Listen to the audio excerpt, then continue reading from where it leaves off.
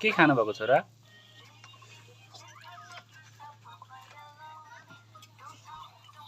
रोटी खानुस् त? खानुस्।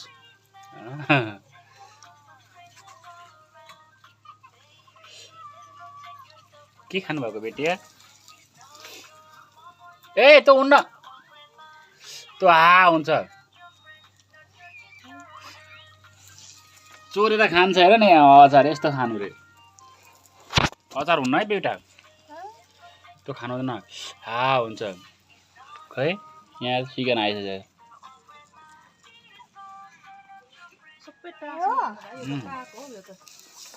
त्यो मुनिको उसले टाँसेको के एउटा तेरो पिस यहाँ झरिहाल्यो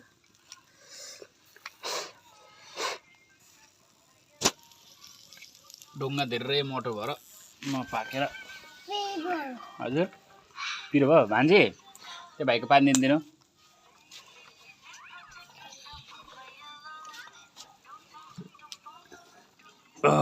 आयो चिकन रोटी खायो एक टुक्रो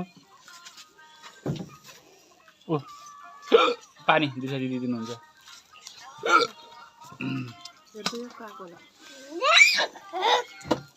नजिस्काउ न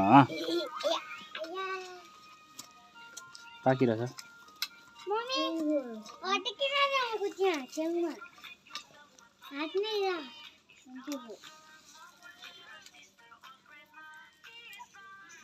Yo,